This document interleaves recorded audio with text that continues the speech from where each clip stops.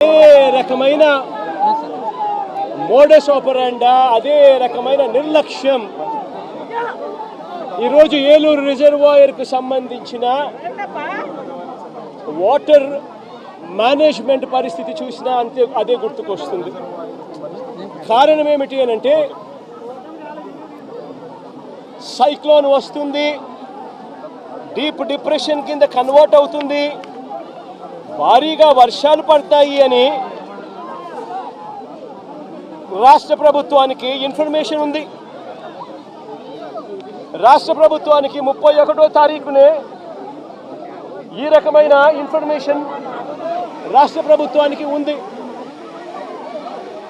IMD వాళ్ళు రాష్ట్ర ప్రభుత్వానికి ఇన్ఫార్మ్ చేసినారు, అలర్ట్ చేసినారు. అలర్ట్ చేసేసరికి ఏ ప్రభుత్వమైనా కూడా ఏం చేయాలి, దానికి రివ్యూ తీసుకోవాలి,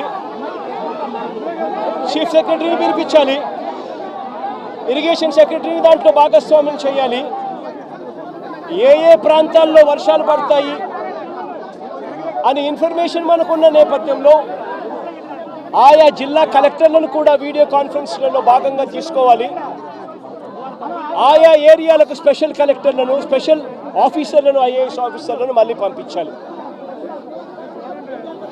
రెవెన్యూ సెక్రటరీ కూడా పార్టిసిపేట్ చేయాలి, హోమ్ సెక్రటరీ కూడా ఆ రివ్యూలో పార్టిసిపేట్ చేయాలి. అలా చేసినప్పుడు ఇరిగేషన్ సెక్రటరీ కలెక్టర్లతో తాను మమేకమైపోయి ఏలేరు రిజర్వాయర్లో ఏ స్థాయిలో నీళ్లు ఉన్నాయి, వర్షాలు ఏ స్థాయిలో పడబోతా ఉన్నాయి, ఏ స్థాయిలో నీళ్ల ఇన్ఫ్లో రాబోతా ఉంది, ఆ వచ్చేది ఏలేరు రిజర్వాయర్లో పడినప్పుడు ఆ ఏలేరు రిజర్వాయరు ఆ నీటిని రెగ్యులేట్ చేయగలుగుతుందా, బ్యాలెన్స్ చేయగలుగుతుందా అన్న ఫ్లడ్ కుషన్ను ఏలేరు రిజర్వాయర్లో మెయింటైన్ చేయాల్సిన బాధ్యత ఇరిగేషన్ సెక్రటరీది, కలెక్టర్లది. చంద్రబాబు నాయుడు గారికి జ్ఞానోదయం అయి ఉండింటే, కొద్దో గొప్ప చంద్రబాబు నాయుడు గారికి మనుషులకు సంబంధించిన మానవతా దృక్పథానికి సంబంధించిన విలువలు తెలిసింటే తాను ఒక స్పెషల్ ఆఫీసర్ని కూడా, ఐఏఎస్ ఆఫీసర్ని కూడా వేసి వీటిని సూపర్వైజ్ చేస్తాడు. కానీ అన్ఫార్చునేట్గా ఏం జరిగింది, అన్ఫార్చునేట్గా ఇంత ఇన్ఫర్మేషన్ ఉన్నప్పటికీ కూడా ఏలేరు రిజర్వాయర్లో సైక్లోన్ వస్తూ ఉంది, ఆ ప్రాంతానికి అది డీప్ డిప్రెషన్గా మారుతుంది, భారీ వర్షాలు కురుస్తాయి అని చెప్పి తెలిసి ఉన్నా కూడా రిజర్వాయర్లకు సంబంధించిన ఫ్లడ్ కుషన్ మేనేజ్మెంటు పూర్తిగా గాలికి వదిలేశారు. నేను అడుగుతా ఉన్నాను ఇదే మంచి చందమని చంద్రబాబు నాయుడు గారిని. దాదాపుగా Yeleru reservoir full reservoir capacity దాదాపుగా 22-23 టీఎంసీలు దాదాపుగా పెట్టుకునే పరిస్థితి ఉంటే, అప్పటికే దాదాపుగా ఆ రోజుకు 31వ తారీఖు ఆ రోజుకు దాదాపుగా 18 టీఎంసీల మేరకు నీళ్ళు ఆల్రెడీ ఉన్నాయి. మరి ఫ్లడ్ కుషన్ ఖచ్చితంగా దాన్ని మెయింటైన్ చేస్తూ అడుగులు వేయాలా లేదా? కానీ వీళ్ళంతా ఏం చేశారు, సెప్టెంబర్ 1వ తారీఖున ఏలేరు రిజర్వాయర్లో ఇన్ఫ్లో క్యాచ్మెంట్, ఏలేరు రిజర్వాయర్కు సంబంధించిన క్యాచ్మెంట్ చూస్తే సెప్టెంబర్ 1వ తారీఖున ఏలేరు రిజర్వాయర్కు 9,950 క్యూసెక్లు ఇన్ఫ్లో వచ్చింది. మరి బుద్ధి జ్ఞానం ఉన్నవాడు ఆ 9,950 క్యూసెక్లు కిందికి వదిలేయాలి కదా. ఎందుకనంటే ఏలేరు రిజర్వాయర్ కింద అవుట్ఫ్లో కెనాల్ కెపాసిటీ, అవుట్ఫ్లో కాలువ కెపాసిటీ 14,000 క్యూసెక్స్కు కాలువ కెపాసిటీ ఉంది. కాబట్టి ఆ వచ్చిన 9,950 క్యూసెక్స్ కిందికి వదిలేయాలి కదా. వదిలేస్తే నీ ఫ్లడ్ కుషన్ అనేది నువ్వు మెయింటైన్ చేయగలుగుతావు. పైనుంచి నీళ్లు వచ్చినప్పుడు ఆ నీళ్లను రెగ్యులేట్ చేస్తూ కిందికి వదలగలుగుతాం. కానీ 9,900 క్యూసెక్స్, 9,950 క్యూసెక్స్ ఏలేరు రిజర్వాయర్లోకి ఇన్ఫ్లో వస్తే సెప్టెంబర్ 1వ తారీఖున ఏలేరు రిజర్వాయర్ నుంచి బయటికి నీళ్ళు ఎంత పంపారో తెలుసా? అవుట్ఫ్లో కేవలం 300 క్యూసెక్స్. సెప్టెంబర్ 2వ తారీఖున 7,033 క్యూసెక్లు ఏలేరు రిజర్వాయర్కి ఇన్ఫ్లో వస్తే వీళ్ళు బయటికి ఎంత పంపించారో తెలుసా? కేవలం మళ్ళీ 300 క్యూసెక్స్. సెప్టెంబర్ 3వ తారీఖున మళ్ళీ ఏలేరు రిజర్వాయర్కి ఇన్ఫ్లో 4991 క్యూసెక్లు వస్తే వీళ్ళు బయటకు పంపించింది ఎంతో తెలుసా? కేవలం మళ్ళీ 300 క్యూసెక్లు మాత్రమే. సెప్టెంబర్ 4వ తారీఖున 5045 క్యూసెక్లు వస్తే వీళ్ళు బయటకు పంపించింది కేవలం 300 క్యూసెక్లు. ఈ మాదిరిగా రిజర్వాయర్ను రెగ్యులేట్ చేయాల్సిన కార్యక్రమం చేయకుండా canal carrying capacity, outflow capacity of the canal ఎటువంటి ముంపుకు గురి కానికుండా 14,000 క్యూసెక్స్ను పంపించగలిగే పరిస్థితి ఉన్నా సరే, మోడర్నైజేషన్ కాస్త కూస్తో సరిగ్గా జరగలేదు కాబట్టి 14 కాకపోతే దాన్ని 10,000 వేసుకోండి. కనీసం 10,000 క్యూసెక్లైనా కనీసం ఎటువంటి ముంపుకు కూడా గురి కాకుండా పంపించే పరిస్థితి ఉన్నా కూడా వీళ్ళు ఏం చేశారు? పైనుంచి నీళ్లు వస్తూ ఉన్నా కూడా ఏమాత్రం కూడా లెక్క పెట్టకుండా నిర్లక్ష్య వైఖరితో కేవలం 300 క్యూసెక్లు మాత్రమే మొదలుపెట్టారు. ఇలా వదిలిపెడుతూ ఏకంగా 9వ తారీఖు వచ్చేసరికి రిజర్వాయర్లలో స్టోరేజ్ కెపాసిటీ పూర్తిగా నిండిపోయింది. స్టోరేజ్ కెపాసిటీ పూర్తిగా నింపేశారు. వదలాల్సింది పోయి, మెయింటైన్ చేయాల్సింది పోయి పూర్తిగా నింపేశారు. నింపేసరికి 9వ తారీఖున 45,335 క్యూసెక్లు నీళ్లు ఏలేరు రిజర్వాయర్కి ఇన్ఫ్లో వస్తే వీళ్ళు గత్యంతరం లేక రిజర్వాయర్ కెపాసిటీ పూర్తిగా నిండిపోయింది కాబట్టి కిందికి 21,500 క్యూసెక్లు కిందికి నీళ్ళు వదిలేశారు. మరుసటి రోజు సెప్టెంబర్ 10వ తారీఖున 26,134 క్యూసెక్లు నీళ్లు ఏలేరు రిజర్వాయర్కి వస్తే ఏకంగా 27,275 క్యూసెక్లు నీళ్ళు కిందికి వదిలేశారు. నేను అడుగుతా ఉన్నా మిమ్మల్ని, ఇది మ్యాన్ మేడ్ ఫ్లడ్ కాకపోతే ఏమిటయ్యా అని చెప్పి. నేను చెప్పేటివన్నీ కూడా వాస్తవాలు. మీ ఏలేరు రిజర్వాయర్ నుంచి వచ్చిన డేటా ఇది. నిజంగా ఒక బాధ్యత లేని ప్రభుత్వం, ప్రజల పట్ల ఏమాత్రం కూడా మానవత్వం చూపని ప్రభుత్వం, వరదలు వస్తే కనీసం ఎలా హ్యాండిల్ చేయాలనో కూడా కనీసం ఇంకిత జ్ఞానం కూడా లేని ఈ ప్రభుత్వాన్ని ఏమనాలి అని చెప్పి మీరే ఆలోచన చేయమని నేను కోరుతా ఉన్నా. ఇంకొక విషయం కూడా చెప్పదలుచుకున్నా. ఇదే మనిషి చంద్రబాబు నాయుడు గారు అబద్ధాలు చెప్పడంలో గోబెల్స్కు చంద్రబాబు నాయుడు గారు ఏకంగా తమ్ముడు వరుస అవుతాడు. గోబెల్స్కు చంద్రబాబు నాయుడు తమ్ముడు వరుస అవుతాడు. అబద్ధాలు చెప్పడంలో చంద్రబాబు నాయుడు గారి పరిస్థితి, కెపాసిటీ ఏమిటి అని అంటే అబద్ధాలను తాను మ్యానుఫ్యాక్చర్ చేయగలుగుతాడు, చేయడంలో దిట్ట. ఆ మ్యానుఫ్యాక్చర్ చేసిన అబద్ధాన్ని అమ్మగలిగిన కెపాసిటీ కూడా ఎవరికైనా ఉంది ఈ ప్రపంచంలో అని అంటే అది ఒక్క చంద్రబాబుకు మాత్రమే ఉంది. ఆ చంద్రబాబుకు వంత పాడే ఆ ఈనాడు, ఆ ఆంధ్రజ్యోతి, ఆ TV5 వీళ్ళకు మాత్రమే అటువంటి దుర్మార్గమైన కెపాసిటీస్ ఉన్నాయి. ఎందుకు ఈ విషయం చెప్తా ఉన్నానంటే ఇవన్నీ కూడా నేను చెప్పినట్టు వాస్తవం. ఒకవైపున ఈ వాస్తవం ఉంటే ఏలేరు ఆధునీకరణ గురించి చంద్రబాబు నాయుడు గారు మరో చక్కటి అబద్ధం ఆడాడు.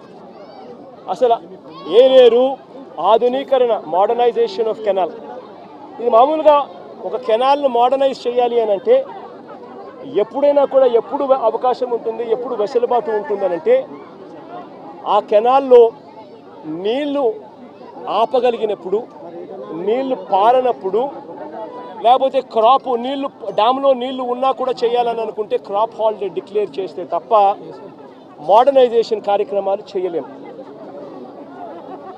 2008 నుంచి ఏలేరు మోడర్నైజేషన్ కార్యక్రమం జరుగుతూనే ఉంది. కొత్తగా చంద్రబాబు నాయుడు గారు చేసేదేమీ లేదు, చేసింది లేదు. 2008లో ఆ దివంగత ప్రీతమ నాయకుడు రాజశేఖర రెడ్డి గారు ఏలేరు రిజర్వాయర్కు సంబంధించి నాన్నగారు మోడర్నైజేషన్కు శ్రీకారం చుట్టాడు. అప్పట్లో 138 కోట్ల రూపాయలు కేటాయిస్తూ ఆ దివంగత నేత ప్రీతమ నాయకుడు రాజశేఖర రెడ్డి గారు నాన్నగారు ఏలేరు కెనాల్కు సంబంధించిన మోడర్నైజేషన్ కార్యక్రమం చేపట్టాడు. నాన్నగారు చనిపోయిన తర్వాత మళ్ళీ ఆ కార్యక్రమం ఎవరు పట్టించుకోలేదు. చంద్రబాబు నాయుడు వచ్చాడు 2014లో. ఆయన ఏమైనా పట్టించుకున్నాడా? 295 కోట్లకు అంచనాలు పెంచాడు. మరి ఆయన 5 ఏళ్ళు ఉన్నాడు కదా, మరి ఎందుకు చేయలే అంటున్నా. ఆయన కాలంలో కరువు, కనీసము ఈ మాదిరిగా అన్న వర్షాలన్నా ఎక్కువ పడతా ఉండి రిజర్వాయర్లు పూర్తిగా నిండిపోయి ఉన్నాయి. రిజర్వాయర్లు నిండున్నాయి కాబట్టి రైతులకు కెనాల్ నుంచి నీళ్లు పంపకపోతే రైతులకు ఇబ్బంది కలుగుతుంది. నీళ్లు ఉండి రైతులు వ్యవసాయం చేయలేని పరిస్థితిలోకి పోతారు అన్న పరిస్థితి అప్పట్లో కూడా లేదు. చంద్రబాబు నాయుడు గారు కరువు ఇద్దరు కవలలే. ఆ చంద్రబాబు నాయుడు గారు 5 సంవత్సరాలు కూడా పరిపాలన చేశాడు, అంతా కరువే. మరి 295 కోట్లకు అంచనాను ఆయన పెంచిన వ్యక్తి 5 ఏళ్ళు టైం ఉన్నది. 2015 ఏప్రిల్లో అంచనా వ్యయాన్ని 295 కోట్లకు కమిషన్ల కోసం పెంచాడు. మరి పెంచిన ఆ వ్యక్తి ఎందుకు చేయలేదని అడుగుతా ఉన్నా. 2008 నుంచి 2023 దాకా, అంటే మా ప్రభుత్వం దాకా కూడా, ఇంకా మా ప్రభుత్వంలో వైఎస్ఆర్సీపీ ప్రభుత్వంలో ఇంకా చేయలేకపోయే మోడర్నైజేషన్ అనుకున్నంత వేగంగా అనేదానికి కారణమన్నా ఉంది. కారణం ఏమిటంటే ప్రతి సంవత్సరము బ్రహ్మాండమైన వర్షాలు పడతా ఉన్నాయి, రిజర్వాయర్లు పూర్తిగా నిండున్నాయి. ఆ టైంలో క్రాప్ హాలిడే డిక్లేర్ చేసి రిజర్వాయర్ నిండుగా పెట్టి క్రాప్ హాలిడే డిక్లేర్ చేసి రైతులను ఇబ్బంది పాలు చేయడం ఇష్టం లేక కొద్దో గొప్ప మోడర్నైజేషన్ కార్యక్రమంలో కొద్దో గొప్ప మేము అనుకున్నంత వేగంగా చేయలేకపోయి ఉండొచ్చు. కానీ చంద్రబాబు నాయుడు గారి హయాంలో అంత కరువే ఉన్నప్పుడు ఆయన ఎందుకు చేయలేదని అడుగుతా ఉన్నా. ఆ 5 సంవత్సరాలు ఏమాత్రం చేశాడని అడుగుతా ఉన్నా. 2008 ఆ దివంగత నేత ప్రీతమ నాయకుడు రాజశేఖర రెడ్డి గారి హయాం నుంచి 2023-24 జగన్మోహన్ రెడ్డి గారి హయాం వరకు జగన్ హయాం దాకా మధ్యలో చంద్రబాబు హయాంతో కూడా కలుపుకుంటే కూడా ఇది కెనాల్ మోడర్నైజేషన్ కాబట్టి పంటలు అప్పుడప్పుడు ఆపుకుంటూ క్రాప్ హాలిడే డిక్లేర్ చేస్తూనే మోడర్నైజేషన్ చేయాల్సి వస్తుంది. ఒకవేళ రిజర్వాయర్లో నీళ్లు ఉన్న పరిస్థితి అయితే, ఇటువంటి పరిస్థితుల్లో ఈ మొత్తం సంవత్సరాలు కలిపి 2015 నుంచి 2023-24 దాకా చూసుకుంటే కూడా ఈ 9 ఏళ్ళు కలిపితే కూడా అందరి ప్రభుత్వాలలో కూడా ఖర్చు పెట్టింది ఎంత అనంటే కేవలం 95 కోట్ల రూపాయలు. మరి నేను అడుగుతా ఉన్నా, మరి ఇది ఏమాత్రం ఇంకిత జ్ఞానం ఉన్న ఈ చంద్రబాబు నాయుడు గారు ఈ మాదిరిగా అబద్ధాలు ఆడడం ధర్మమేనా అని అడుగుతా ఉన్నా. ఒకవైపున ఏలేరు రిజర్వాయర్కి సంబంధించి ఫ్లడ్ కుషన్ మేనేజ్మెంట్లో పూర్తిగా విఫలమై కావాలని ఒక మ్యాన్మేడ్ ఫ్లడ్ క్రియేట్ చేసి రైతులందరినీ కూడా ఇబ్బంది పాలు చేసి ప్రజలందరినీ ఒకవైపున ఇబ్బంది పాలు చేసి ఇంకా వేలెత్తి చూపిస్తాడు జగన్ మీద. నేను అడుగుతా ఉన్న, చంద్రబాబు నాయుడు గారు ప్రభుత్వం వచ్చి దాదాపు 4 నెలలు అయిపోయింది. ఇప్పటికైనా కూడా చంద్రబాబు నాయుడు గారి హయాంలో ఏదన్నా జరుగు, ఎక్కడన్నా జరుగు, ఏమన్నా జరుగు, దానికి కారణం జగన్ అంటాడు.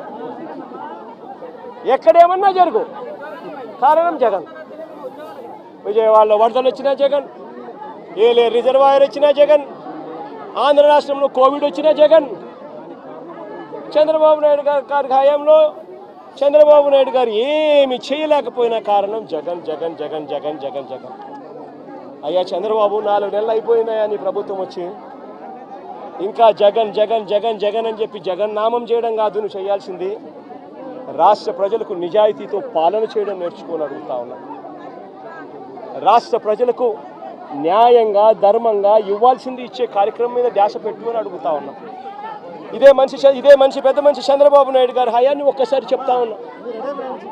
ఈరోజు నేను అడుగుతా ఉన్నా, రైతుల విషయానికి ఇదే రైతుల విషయానికి సంబంధించి నేను చెప్తా ఉన్నా.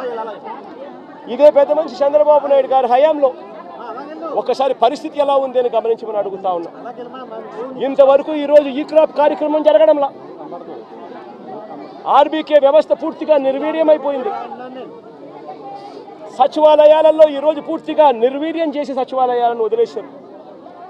వాలంటీర్ వ్యవస్థ కనుమరుగైపోయింది.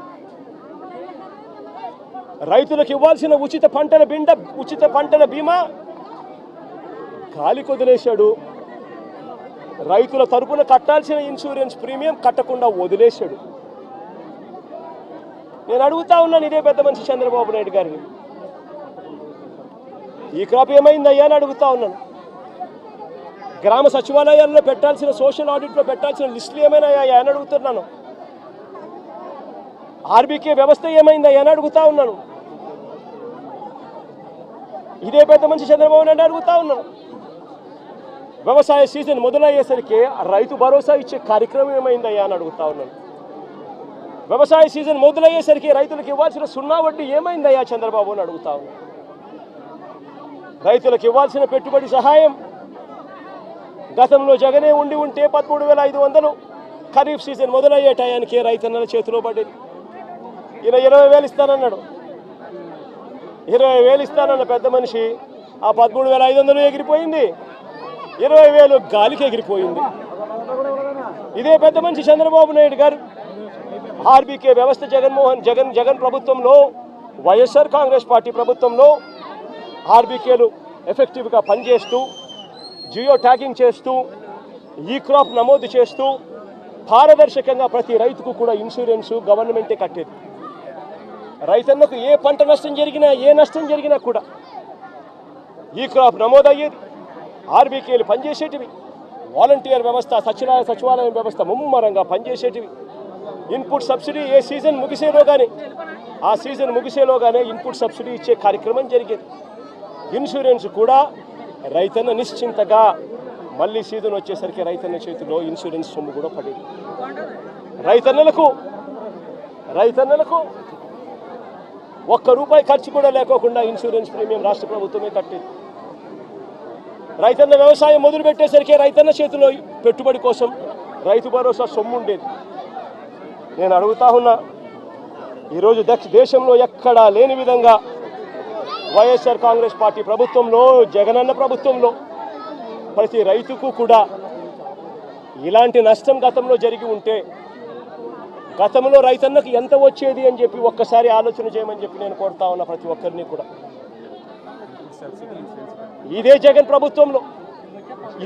ప్రభుత్వంలో జరిగి ఉంటే రైతన్నకు ఏమేం మేలు జరిగి ఉండేటివే తెలుసా? ఈ పాటికే రైతన్నకు సీజన్ స్టార్ట్ అవుతూనే, ఖరీఫ్ సీజన్ స్టార్ట్ అవుతూనే రైతన్నకు రైతు భరోసా కింద, పెట్టుబడి సహాయం కింద రైతన్న చేతిలో ₹13,500 రైతన్నకు భరోసా ఇస్తూ నిలబడేది. సీజన్ ముగిసేలోగానే పెట్టుబడిగా సహాయం ఒకటే కాదు రైతన్నకు గతంలో చంద్రబాబు నాయుడు గారి హయాంలో విపత్తులు వస్తే హెక్టార్కు ₹15,000 మాత్రమే ఇస్తా ఉన్న పరిస్థితులు. అది కూడా తప్పుడు మాటలు మాట్లాడాడు, అబద్ధాలు మాట్లాడాడు. ఆయన హయాంలో ఎక్కువ ఇస్తా ఉన్నారంట, జగన్ వచ్చిన తర్వాత తగ్గించాడు. అది కూడా అబద్ధమే. ఆయన హయాంలో హెక్టార్కు 15,000 ఇస్తా ఉంటే జగన్ వచ్చిన తర్వాత, వైఎస్ఆర్సీపీ ప్రభుత్వం వచ్చిన తర్వాత దాన్ని 17,000 చేసింది హెక్టార్. అదే జగన్ ఉంటే ఇటువంటి విపత్తే వచ్చిందంటే ఒకవైపు రైతుకు పెట్టుబడి కోసం రైతు భరోసా కింద 13,500 సొమ్ము వచ్చేది, రైతుకు ₹17,000 హెక్టార్ కంటే దాదాపుగా ₹7,000 హెక్టార్కు, ఎకరాకు ₹7,000 రైతుకు ఇన్పుట్ సబ్సిడీ కూడా వచ్చేది. ఎప్పుడే ఇమీడియట్గా సీజన్ ముగిసేలోగానే రైతన్నకు ఇదే ఈస్ట్ గోదావరి జిల్లాలోనే ఒక్కొక్క రైతన్నకు ఒక్కొక్క ఎకరాకు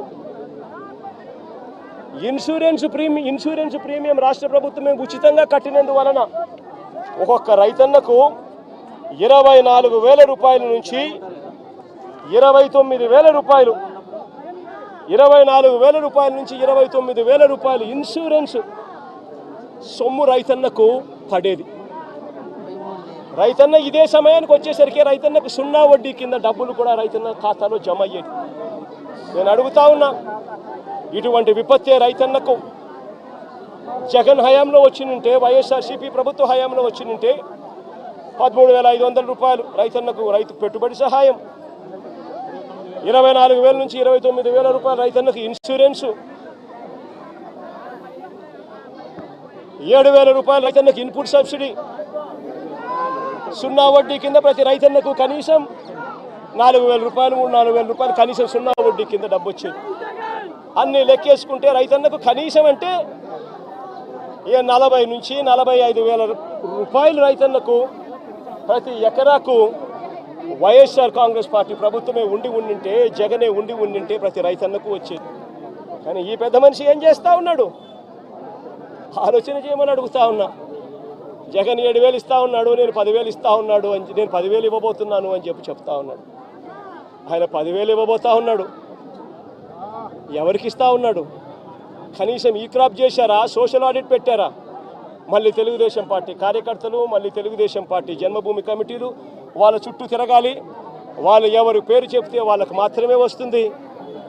వాళ్ళ ఇష్టం వచ్చిన గ్రామాలు ఉంటాయి, వాళ్ళ ఇష్టం లేని గ్రామాలు ఉండవు. పారదర్శకత ఎక్కడా లేకుండా పోయింది. 10,000 ఇస్తానంటున్నాడే తప్ప రైతులకు రావాల్సిన ఇన్సూరెన్స్ గురించి మాట్లాడు. రైతులు నష్టపోతా ఉన్న 24,000 నుంచి 29,000 రూపాయలు ఎకరాకు రైతన్న నష్టపోతా ఉన్న ఇన్సూరెన్స్ గురించి మాట్లాడు. రైతన్నలకు ఇవ్వాల్సిన 0 వడ్డీ గురించి మాట్లాడు. రైతన్నకు రైతు భరోసా కింద నష్టపోయిన 13,500 రూపాయల గురించి మాట్లాడు. ఇవన్నీ రైతు నష్టపోయాడు అన్న సంగతి తెలిసి ఉన్నా కూడా ఈ పెద్ద మనిషి చంద్రబాబు నాయుడు మాట్లాడు. అదే అప్పట్లో వైఎస్ఆర్ కాంగ్రెస్ పార్టీ ప్రభుత్వం ఉన్నప్పుడు, జగన్ ప్రభుత్వం ఉన్నప్పుడు, చంద్రబాబు నాయుడు గారి ప్రభుత్వానికి మధ్య తేడా ఒకసారి చూస్తే 2014 నుంచి 19 మధ్య అంటే చంద్రబాబు హయాంలో ఎంత ఇన్సూరెన్స్ ఇచ్చారు అని అంటే 30,85,000 మంది రైతన్నలకు మాత్రం 3,411 కోట్ల రూపాయలు మాత్రమే ఇచ్చాడు. అది కూడా రైతన్నలు వాళ్ళ ఇన్సూరెన్స్ ప్రీమియం వాళ్ళు కడితే. ఈయన చేసేదేంటి, ఇచ్చేదేంటి? రైతన్నలు ఇన్సూరెన్స్ ప్రీమియం వాళ్ళు కట్టుకుంటే వాళ్ళకి ఇన్సూరెన్స్ సొమ్ము 3,411 వచ్చింది. 3,411 కోట్లు వచ్చింది. అది 30,85,000 మంది రైతులకు మాత్రమే. అది కూడా ఇన్సూరెన్స్ ప్రీమియం కట్టగలిగిన కెపాసిటీ ఉన్న రైతులకు మాత్రమే. అదే జగన్ హయాంలో ఏకంగా 54,55,000 మంది రైతన్నలకు ఇన్సూరెన్స్ సొమ్ము వచ్చింది. ఎంతో తెలుసా? 7,802 కోట్ల రూపాయలు. ఒక్క రూపాయి కూడా రైతన్న ఇన్సూరెన్స్ ప్రీమియం కట్టాల్సిన అవసరం లేకుండా జరిగింది. అప్పట్లో చంద్రబాబు పెట్టిన 715 కోట్ల రూపాయలు బకాయిలతో కూడా కలుపుకొని రైతుల తరపున ఇన్సూరెన్స్ ప్రీమియంను కూడా వైఎస్ఆర్సీపీ ప్రభుత్వమే కూడా కట్టింది. జగన్ ప్రభుత్వానికి చంద్రబాబు ప్రభుత్వానికి మధ్య మానవతా దృక్పథంలో ఎంత తేడా ఉందో ఒకసారి గమనించమని అడుగుతా ఉన్నా. మొన్న 2023-24కు సంబంధించిన ఖరీఫ్లో వచ్చిన కరువు,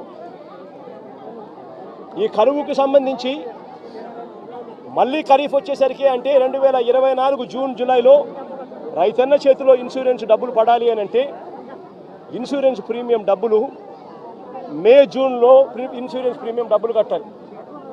1,278 కోట్ల రూపాయలు చంద్రబాబు నాయుడు గారు ముఖ్యమంత్రిగా ఉన్నాడు. రైతుల తరపున జూన్లో కట్టాల్సిన 1,278 కోట్ల రూపాయల ప్రీమియం తాను కట్టకపోవడం వల్ల 2023-24 సంబంధించిన ఖరీఫ్కు సంబంధించిన రైతులకు రావాల్సిన ఇన్సూరెన్స్ సొమ్మును కూడా చంద్రబాబు నాయుడు రాకుండా అడ్డుకుంటా ఉన్నాడు.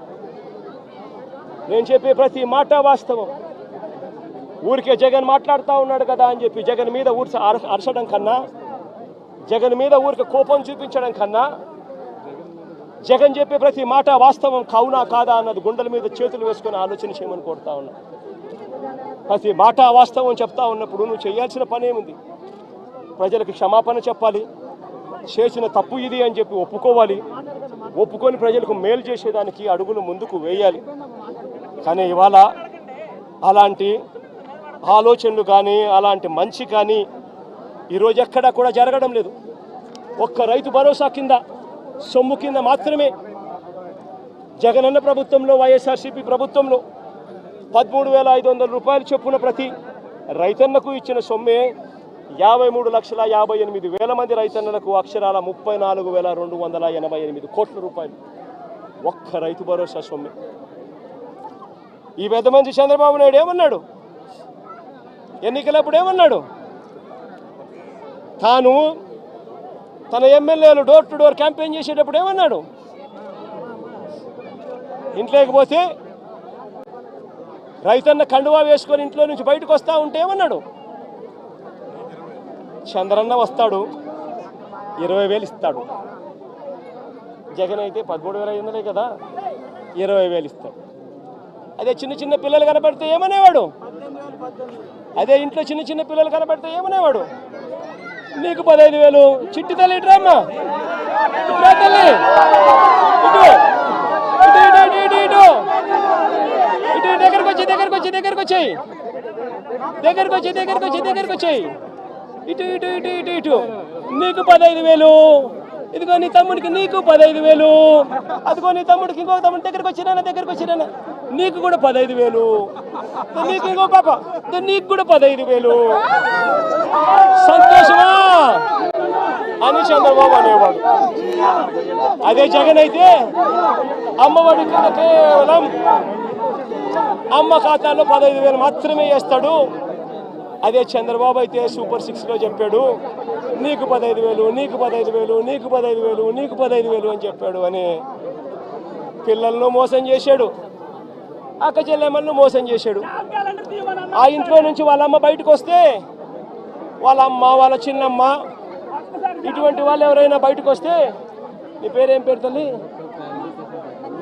నందిని లాంటి తల్లి బయటకు వస్తే ఇంట్లో నుంచి ఆ తల్లిని చూపించి ప్రతి మహిళకు 18 సంవత్సరాలు నిండిన ప్రతి మహిళకు మా చంద్రన్న సూపర్ 6లో చెప్పాడు ప్రతి మహిళకు నెలకు 1,500 రూపాయలు చెప్పున సంవత్సరానికి 18,000. నీకు 18,000 చెల్లెమ్మ, నీకు 18,000, నీకు 18,000 అని ఆ ఇంట్లో నుంచి వచ్చిన ప్రతి ఒక్కరూ ఆ అమ్మకు, ఆ చిన్నమ్మకు, ఆ పెద్దమ్మకు అందరికీ నీకు 18,000, నీకు 18,000, నీకు 18,000 చెప్పాడు. అందరితో ఆగిపోయాడా? ఆ ఇంట్లో నుంచి 50 ఏళ్ళ పై చిలుకు గల మహిళ ఎవరైనా బయటకు వస్తే, మా అమ్మ వయసులో ఉన్న ఎవరైనా బయటకు వస్తే, మా అమ్మలంటమ్మ బయటకు వస్తే వీళ్ళకేమనేవాడు? జగన్ అయితే నీకు 18,000 ఇస్తాడు, మా చంద్రన్న అయితే నీకు 48,000 ఇస్తాడు అని చెప్పి అమ్మను మోసం చేశాడు. ఇంట్లో నుంచి ఒక 20 ఏళ్ళ పిల్లోడు బయటకు వస్తే ఏమనేవాడు? నీ పేరేం పేరమ్మా? ప్రకాష్. ఇట్లా ఇంట్లో నుంచి బయటకు వస్తే ఏమనేవాడు? ప్రకాష్ నీకు నెలకు 3,000, నీకు సంవత్సరానికి 36,000 నిరుద్యోగ వృత్తి నీకు ఇస్తాను. నేను అడుగుతా ఉన్నానయ్యా, ఎన్నికలు అయిపోయి 4 నెలలు అయిపోయింది. ప్రజలందరూ ఎదురు చూస్తూ ఉన్నారు. పిల్లలు బడులకు కూడా పోవడం మొదలుపెట్టాడు. బడులకు పోతా ఉన్నారు పిల్లలు. బడి పోయింది, ఇంతకుముందు వచ్చే అమ్మఒడి పోయింది. వ్యవసాయం చేస్తూ ఉన్న రైతులు ఉన్నారు, ఇంతకుముందు వచ్చే రైతు భరోసా సొమ్ము పోయింది. ఇంతకుముందు చేయూత వచ్చేది, చేయూత పోయింది. 0 వడ్డీ పోయింది. ఆసరా ఇంతకుముందు జగన్ కరికరంతో అది కూడా మంచి చేశాడు. దాని గురించి అట్టాగా ఊసేయలేదు. నేను అడుగుతా ఉన్నా, ఇంత అన్యాయంగా ఒకవైపున అందరినీ మోసం చేస్తూ, మరోవైపున వాళ్ళ స్కూళ్ళకు వెళ్ళేటప్పుడు వాళ్ళ స్కూళ్ళల్లో వాళ్ళు తినే వాళ్ళ గోరుముద్ద ఈరోజు నిర్వీర్యం అయిపోయింది. ఈరోజు గోరుముద్ద కోసం మంచి తిండి లేక పిల్లలు ఈరోజు హాస్పిటలైజ్ అవుతున్నారు, స్ట్రైకులు చేస్తూ ఉన్నారు. గోరుముద్ద ఈ పిల్లలది గాలికి ఎగిరిపోయింది. ఈ పిల్లలకు సంబంధించిన నాడు నేడు ఆగిపోయింది. ఈ పిల్లలకు ఇంగ్లీష్ మీడియం చెప్పే టోఫుల్ క్లాసులు, 3వ తరగతి నుంచి చెప్పే టోఫుల్ క్లాసులు ఆపేశారు. ఈ పిల్లలకు తల్లులకు ఇవ్వాల్సిన అమ్మఒడి పూర్తిగా ఎగిరిపోయింది. వైద్యం చూసి మార్చిలో ఎన్నికల కోడ్ వచ్చేసింది, అంతే. జనవరి నుంచి ఇప్పటిదాకా 2,000 కోట్ల పైచిలకు ఆరోగ్యశ్రీ బిల్లులు పెండింగ్. ఆరోగ్య ఆసరా ఊసేలేదు. 104, 108కి సంబంధించిన జీతాలు చంద్రబాబు ముఖ్యమంత్రి అయిన తర్వాత వాళ్ళకు జీతాలు రాలా. నీ పేరేం పేరు? సుధీర్ లాంటి ఎవరైనా పిల్లోడు, ఇంజనీరింగ్ చదువుతా ఉన్న పిల్లోడు, ఎవరైనా డిగ్రీ చదువుతా ఉన్న పిల్లోడు ఎవరైనా కనిపిస్తే ఆ పిల్లాడికి జగన్ ప్రభుత్వంలో విద్యా దీవెన కింద ప్రతి 3 నెలలకు ఒకసారి, 3 నెలలు అయిపోయిన వెంటనే సుధీర్కు వాళ్ళ తల్లి ఖాతాల్లోనూ, సుధీర్ బ్యాంక్ అకౌంట్ ఖాతాల్లోనూ, జాయింట్ అకౌంట్లో వెంటనే విద్యా దీవెన కింద ఫీజులకు సంబంధించిన సొమ్ము పడిపోయింది. ఈరోజు ఏమైతా ఉంది? జనవరి, ఫిబ్రవరి, మార్చికి సంబంధించిన క్వార్టర్కి సంబంధించి విద్యా దీవెన ఎగిరిపోయింది. ఏప్రిల్, మే, జూన్కు సంబంధించిన క్వార్టర్కి సంబంధించి విద్యా దీవెన ఎగిరిపోయింది. జూలై, ఆగస్ట్, సెప్టెంబర్కి సంబంధించిన విద్యా దీవెనకు సంబంధించిన క్వార్టర్కి సంబంధించిన విద్యా దీవెన కూడా ఎగిరిపోయింది. ప్రతి ఏప్రిల్లో వసతి దీవెన సుధీర్కి అందేది, సుధీర్ తల్లికి అందేది, తన బోర్డింగు, తన లాడ్జింగ్ ఎక్స్పెండిచర్ కోసం. అది కూడా ఎగిరిపోయింది. ప్రతి పథకము జగన్ హయాంలో, వైఎస్ఆర్సీపీ ప్రభుత్వంలో ఏ పథకం కోసము ఎవరు లంచాలు ఇవ్వాల్సిన పని లేకుండా ప్రతి పథకము డోర్ డెలివరీ జరిగింది. పెన్షన్ కావాలన్నా డోర్ డెలివరీ, పథకం కావాలన్నా డోర్ డెలివరీ, రేషన్ బియ్యం కావాలన్నా డోర్ డెలివరీ జరిగింది. ఈరోజు ఏం జరుగుతూ ఉంది? ఈరోజు పెన్షన్ కావాలన్నా, ఇవ్వని పథకాలను సైతం లంచాలు తీసుకోవాలన్నా, పెన్షన్ కావాలన్నా కూడా ఈరోజు జన్మభూమి కమిటీకి సంబంధించిన తెలుగుదేశం పార్టీకి సంబంధించిన నాయకుల ఇంట్లో సచివాలయ సిబ్బంది అక్కడికి పోయి ఆ నాయకుడు ఇంట్లో పెన్షన్ను పంచుతారు. మేము ఎందుకయ్యా తెలుగుదేశం పార్టీ నాయకుల ఇంటికి మేము ఎందుకు పోవాలి అనేవాడు 2 నెలలు అలా రాకపోతే పెన్షన్ కట్ జరుగుతూ ఉందా లేదా? నేను అడుగుతా ఉన్నా. ప్రతి విషయంలోనూ అబద్ధం. గవర్నెన్స్ పూర్తిగా గాలికి ఎగిరిపోయింది. ఈరోజు తెలుగుదేశం పార్టీకి సంబంధించిన వ్యక్తులు ఏం చేసినా కూడా పోలీసులు అడిగే పరిస్థితిలో లేరు. ఎవరైనా పోలీస్ స్టేషన్కి వెళ్ళి కేసు పెడితే చాలు రివర్స్ కేసు పెట్టిన వ్యక్తి మీద రివర్స్ కేసులు పెట్టే పరిస్థితి ఈరోజు ఉంది. ఈరోజు రాష్ట్రంలో అతలాకుతలమైన పరిస్థితుల మధ్య ఈరోజు రాష్ట్రం పరిపాలన జరుగుతూ ఉంది.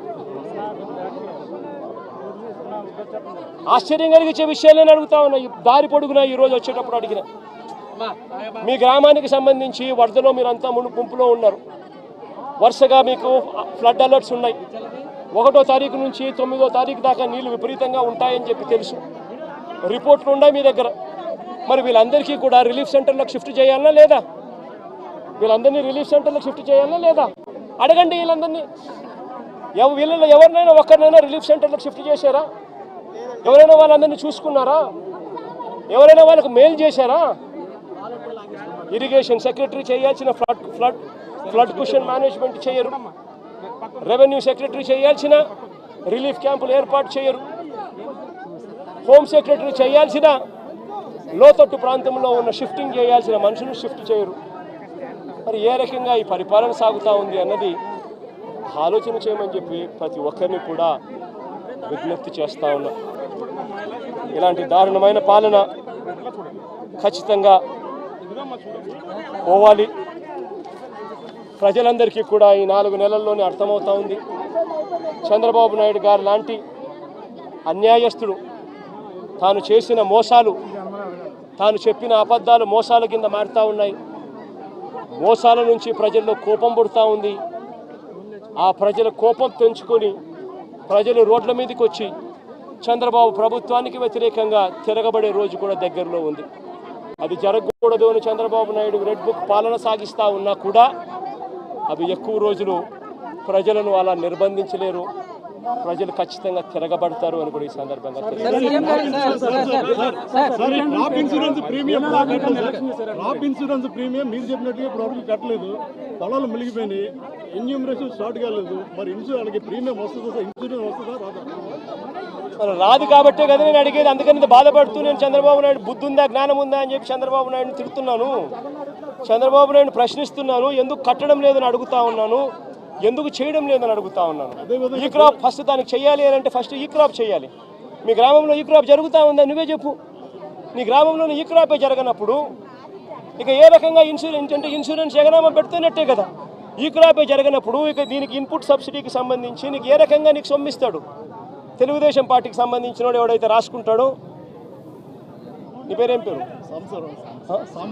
సాంబా అంటే వైసీపీనో లేకపోతే న్యూట్రల్లో అయితే రాదు. ఒక నిమిషం. ప్రకాష్ ఏమన్నా తెలుగుదేశం అని అనుకో, ప్రకాష్ టిక్. ఈ క్రాప్ లేదు, పారదర్శకత లేదు, ఇన్సూరెన్స్ ఎట్టాగు లేదు, ఇన్పుట్ సబ్సిడీ కూడా ఇప్పటి వరకు వీళ్ళకి కావాల్సిన ప్రకారం వీళ్ళకి కావాల్సినోనికి నచ్చినోనికి ఇస్తారు, నచ్చినోనికి జిల్లా స్థాయి అధికారులు కలెక్టర్ కానీ రెవెన్యూ అధికారులు కానీ వచ్చి పంట నష్టం వేసిన దాఖలాలు లేవు. ఒక పిఠాపురం కాకినాడ నియోజకవర్గం కాదు, జిల్లానే కాదు, అటు కోనసీమలో కూడా దాదాపు 3వ వరదైనా సరే ఎక్కడ కూడా పట్టించుకోవట్లేదు అనేది ప్రజలు చెప్తున్నారు. అదే కదా చెప్తా ఉన్నా. బాని పేరేం పేరు? సత్య. అదే సత్య నేను చెప్తా ఉన్నాను. ప్రభుత్వం స్పందించడం లేదనే కదా నేను చెప్పేది. ప్రభుత్వం అంతా ఫోటోలకు పరిమితం అవుతా ఉంది. చంద్రబాబు నాయుడు అనే వ్యక్తి టోటల్గా డ్రామా ఆర్టిస్ట్ అయిపోయినాడు. మామూలుగా పవన్ కళ్యాణ్ సినిమా స్టార్, కానీ ఇక్కడ కాదు. పాపం ఆయన కొత్తగా వచ్చాడు, పాపం ఆయనకి ఏం తెలిసినట్టు లేదు. కానీ చంద్రబాబు నాయుడు పవన్ కళ్యాణ్ మించిపోయినాడు. ఆయన సినిమా ఆర్టిస్ట్ అయితే ఈయన డ్రామా ఆర్టిస్ట్. గత ప్రభుత్వ నిర్లక్ష్యం వల్ల ఏలేరు ఆధునీకరణ చేశారు. రీటెండరింగ్ పేరుతో నిధులు ప్రకటించినప్పటికీ ఎక్కడ కూడా నిధులు ఇవ్వలేదని ఆరోపిస్తున్నారు. పేరేం పేరున్నా? అదే ప్రకాష్ నేను చెప్పేది. కనీసం మా హయాంలో 2000 వాళ్ళు Chandrababu Naidu already revise estimate చేసినాడు స్వామి 295 కోట్ల రూపాయలకు. అది ఉంది, జరుగుతూ ఉంది. మే హయాంలో దాన్ని వేగం ఎందుకు పెంచలేకపోయాము అని అంటే నిండుగా రిజర్వాయర్లు ఉన్నాయి. మోడర్నైజేషన్ ఆఫ్ కెనాల్ చేయాలి అని అంటే క్రాప్ హాలిడే ప్రకటించాలి.